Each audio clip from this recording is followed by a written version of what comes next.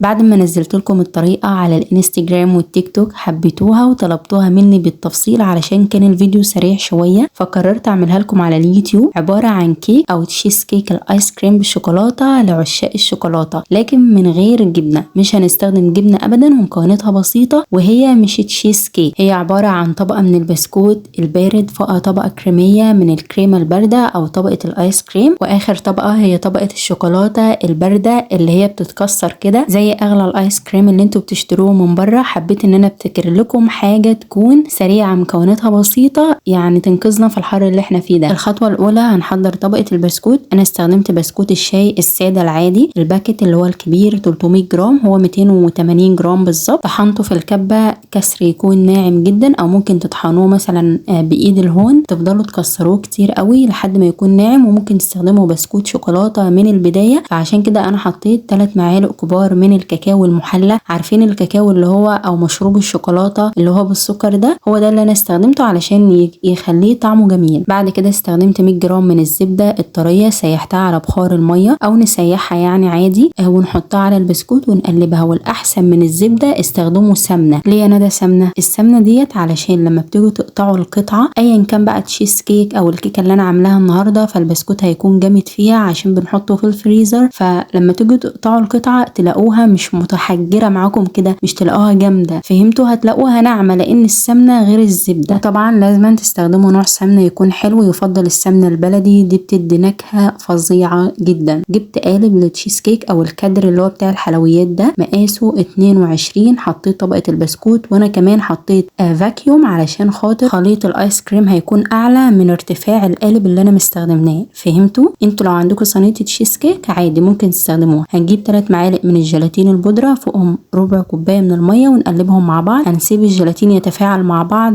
على جنب لمدة 10 دقايق، يعني على ما نخلص الكريمة هتلاقوه كده انتفخ والحبيبات بتاعته بقت سميكة. لطبقة الايس كريم او التشيز لو حابين تحولوه لتشيز كيك هقول لكم دلوقتي. حطيت كوب وربع من الكريم شانتيه الخام، وظرف من الكريم شانتيه بالشوكولاتة اللي هو المحلى اللي بيكون موجود في اي سوبر ماركت. بعد كده هحط عليه معلقة كبيرة من الكاكاو الخام الاسباني، كاكاو مر مش محلى، او ممكن تستخدموا اي نوع كاكاو متوفر عندكم زي الماليزي، لكن الاسباني طبعا بيكون اقوى وطعمه جميل. وكوب الا ربع من الحليب البارد، وعلبة من القشطة. انا استخدمت قشطة بلدي، وعليهم معلقة كبيرة من الشوكولاتة السبريد زي ما انتم شايفين. خدت معلقة كبيرة، ربع كوباية من السكر البودرة، وكوباية ونص من المية المتلجة. لازم تكون مية متلجة زي ما بنعمل الكريم شانتيه العادي. وبديل علبة القشطة علبة زبادي تكون بالفانيليا او طعمها كريمي وحلو. هنستخدم المضرب الكهربائي ونقلب الخليط ده مع بعضه كويس جدا لحد ما تلاقوها بقت متماسكة زي الكريمة بالظبط. عاوزة اقول لكم على حاجة، في واحدة من متابعيني قالت لي ان المراعي من الشركات المقاطعة. انا صراحة عملت سيرش على جوجل اني اطلع ان المراعي من المقاطعة، ما طلعليش ابدا، فعشان كده اشتريتها. وبديل اي نوع زبادي بنشتريه هي جهينة لانها شركة مصرية، لكن للاسف ما كانش فيه الطعم اللي انا عاوزاه، فعشان كده اشتريتها. انا حاليا مش عارفة المراعي سعودية او سعودية متباعة، فلسه هبحث في الموضوع ده، او لو انتوا عارفين يا ريت تقولوا لي في الكومنت. كل منتجات اللي انا بشتريها للحلويات بره المقاطعة تماما، مش بشتري المقاطعة،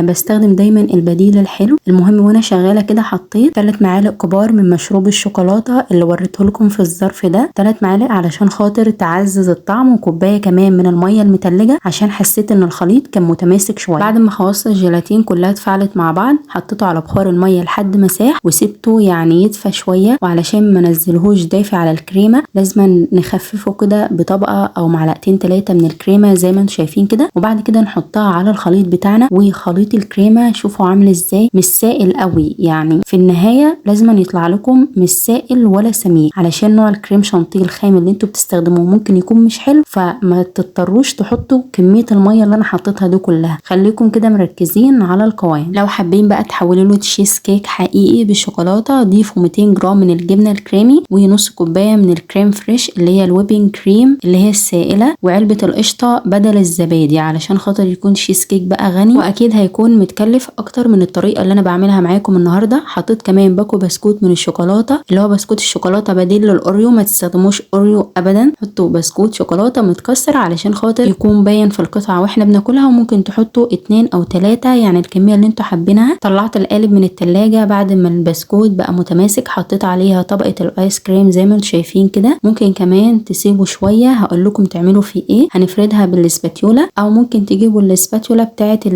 الكيك اللي احنا بنستخدمها مع تزيين الكيك والحاجات دي، بتكون احترافيه اكتر وهتخلي لكم السطح جميل. هندخلها الفريزر لمدة 3 ساعات او ساعتين تلاقوها بقت جاهزة، او ممكن تسيبوها في التلاجة هتطلع معاكم طرية كده مش متماسكة اوي زي الايس كريم. تحطوها 6 ساعات في التلاجة. هديكم دلوقتي فكرة تانية ممكن تعملوها في البايركس اللي عندكم. تجيبوا البسكوت بدل ما تطحنوه وتعملوه طبقات، وتحطوا طبقات الكريمة ما بين كل طبقة بسكوت وتدخلوها التلاجة عشان تتماسك مش الفريزر. هتكون احلى يعني صينية بسكوت بالكريمة او بالايس كريم البارد، سموها زي ما تسموها، بس هيكون طعمها حلو قوي. طبقه الشوكولاته، جبت 200 جرام من الشوكولاته اللي هي بالحليب وقطعتها. طبعا انتوا عارفين ان الجو حر، فالشوكولاته كانت طريه جدا، وسيحتها على بخار الميه. وبعد ما ساحت جبت شويه من الحليب طبعا مش سخن، الحليب بدرجه حراره المطبخ عادي، وهزود شويه بشويه لحد ما اوصل للقوام اللي انا عاوزاه. وينفع كمان تستخدموا كريمه الخفق السائله بدل الحليب، نفس اللي بتعملوه مع الحليب هتعملوه مع الكريمه. هنزود شويه بشويه لحد ما نوصل للقوام اللي احنا عاوزينه. وطبعا الشوكولاته طالما نوعها حلو مش هتخرز معاكم ولا تحسوا ان هي فصلت كده. فاحسن حاجه ممكن كمان عشان تتفادوا الخطوه دي بتحصل معاكم كتير، او هقول لكم على اسهل طريقه. سيحوا الشوكولاته مع ربع كوبايه من الزيت وحطوها كده كاخر طبقه بعد ما تطلعوها من التلاجة. ممكن الحليب ما تحطوش لانها برضو هتكون طالعه متكسره ومش هتكون زي الجناش اللي هي تكون